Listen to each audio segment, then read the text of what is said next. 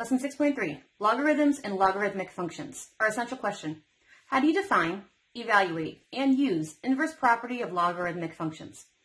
Standard 6.3, number 3, evaluate logarithmic expressions. So now we need to evaluate what these all represent.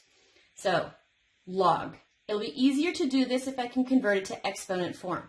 So this was supposed to equal we don't know. That's what we're trying to find. So this is 4 to the I don't know power equaling 64. I converted it to exponent form. So how many times do you need to multiply the 4 together to get 64? So if I just did 4 to the first power, that would have been 4, not 64. Doesn't work. Okay, well what about 4 to the second power? That gave me 16, not 64. Doesn't work. 4 to the third power did give me 64. So my x value is 3, because that's the exponent.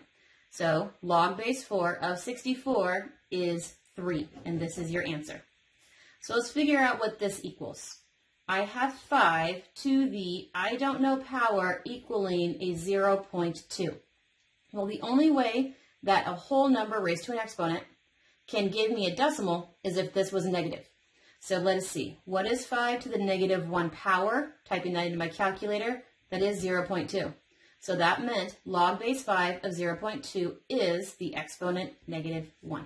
Let's do this one. We're trying to figure out what this equals. So I have the entire fraction 1/5 raised to I don't know what kind of answer, that's what I'm trying to figure out, equals 125.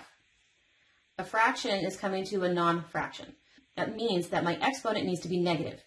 So let's see. If I did 1 over 5 to the negative 1, that would only give me 5. That doesn't work.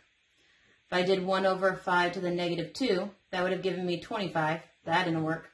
So 1 over 5 to the negative 3, this did give me 125. So what exponent did I raise it to? Negative 3. So log base 1/5 of 125 is negative 3. Last one. I have 36 raised to some answer I don't know, giving me a 6.